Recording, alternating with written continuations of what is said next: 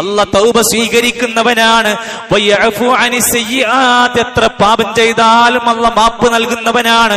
വയഅലമു മാ തഫ്അലൂൻ, നിങ്ങൾ എന്ത് ചെയ്താലും എല്ലാം അല്ലാഹ് അറിയുന്നവനാണ്. അടച്ചോനറിയാതെ നമ്മുടെ ഒരു ഹറാം ഇവിടെ നടക്കുന്നില്ല. മദ്യപാനത്തിന്റെ, ലഹരിയുടെ, കള്ളക്കടത്തിന്റെ, കഞ്ചാവിന്റെ, തോന്നിവാസങ്ങളുടെ ഒരു ലോകത്ത് കുത്തൊഴുക്കിൽ പെട്ടുകിടക്കുമ്പോ അറിഞ്ഞോ അറിയാതെയോ സംഭവിച്ച തെറ്റുകൾ പടച്ചോൻ അറിഞ്ഞിട്ടില്ല എന്ന് ആരും വിചാരിക്കണ്ട. വയഅലമു മാ തഫ്അലൂൻ, പടച്ചോൻ അതൊക്കെ അറിയുന്നുണ്ട്. അതുകൊണ്ട് എന്നിട്ടും അല്ലാഹ് നമ്മളോട് പറയുന്നത് ശരി, സംഭവിച്ചു, ഇനി എന്താണ് പരിഹാരം?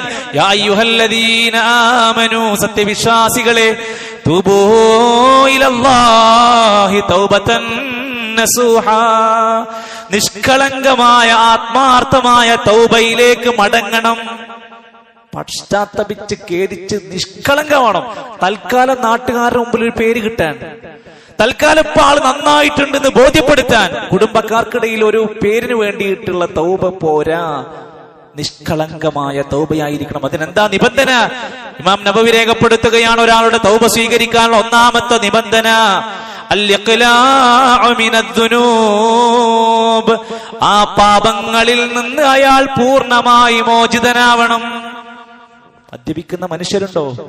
കുപ്പിയിൽ ഇനി ജന്മന കൈകൊണ്ട് ഞാൻ തൊടൂലാന്ന് ഉറച്ച് തീരുമാനിച്ച് അതൊന്ന് ഊരിപ്പോരണം. വേറെ ഏതെങ്കിലും ഒരു പാപം തന്റെ ജീവിതത്തിലൂടെ കടന്നുപോയിട്ടുണ്ടോ? അതിന് തൗബ വേണോ? അതിൽ നിന്ന് ഊരിപ്പോന്ന് മാറിപ്പോന്നതിന് ശേഷം മാത്രമേ തൗബയുള്ളൂ. അതിൽ നിലനിൽക്കുന്നിടത്തോളം കാലം യാ റബ്ബ് യാ റബ്ബ് എന്ന വിളിക്ക് അർത്ഥമില്ല. പശ്ചാത്തപിക്കൽ അങ്ങനെയാണ്. രണ്ടാമത്തേത്, ആ മനുഷ്യൻ ചെയ്ത തെറ്റുകളെ കുറിച്ച് ഓർത്ത് ആത്മാർത്ഥമായി അന്നദ്മു അലാ അഖ്താഇഹി, തന്റെ പാപങ്ങളെ കുറിച്ചോർത്ത് ഖേദം വേണം. ഞാൻ ചെയ്തത് തെറ്റാണെന്നുള്ള ഖേദം വേണം. ഖേദം തോന്നാത്ത, വിഷമം തോന്നാത്ത മനുഷ്യൻ എങ്ങനെ തൗബ ചെയ്യാൻ കഴിയാ? അല്ലാമാ ഇബ്നു ബാസ് റഹ്മത്തുള്ളാഹി അലൈഹി പറയാ, അൽ ഇലാജുൽ ഹഖീഖി ലിദ്ദുനൂബ്, ഒരു പാപത്തിനുള്ള ശരിയായ ചികിത്സ യകൂനു ബിത്തൗബതി ഇലല്ലാഹ്, അല്ലാഹുവിലേക്ക് പശ്ചാത്തപിക്കലാണ്. വതർക്കുൽ മആസി, തെറ്റുകൾ ഒഴിവാക്കലാണ്.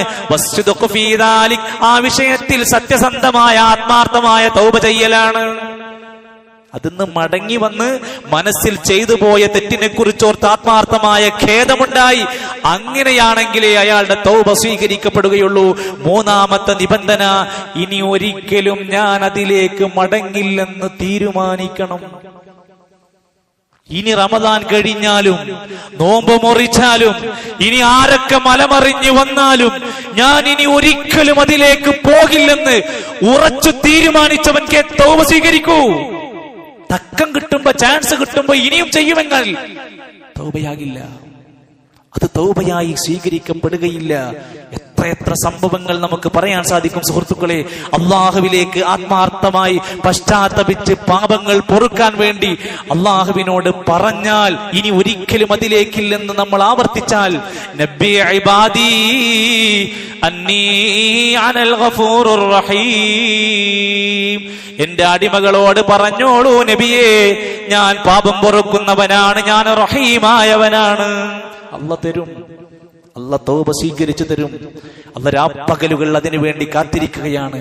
ഒരു തെറ്റും ചെയ്യാത്ത റസൂലുള്ളാഹി സ്വല്ലല്ലാഹു അലൈഹി വസല്ലം, യാ അയ്യുഹന്നാസ്, മനുഷ്യരേ, തൂബൂ ഇലല്ലാഹ്, നിങ്ങൾ അല്ലാഹുവിലേക്ക് പശ്ചാത്തപിച്ച് മടങ്ങണേ. ഫഇന്നീ അതൂബു ഫിൽ യൗമി 100 മറത്തിൻ, ഞാൻ ഒരു ദിവസം 100 തവണ തെറ്റിൽ നിന്ന് പശ്ചാത്തപിച്ച് മടങ്ങാറുണ്ടെന്ന് സയ്യിദുനാ റസൂലുള്ളാഹി സ്വല്ലല്ലാഹു അലൈഹി വസല്ലം.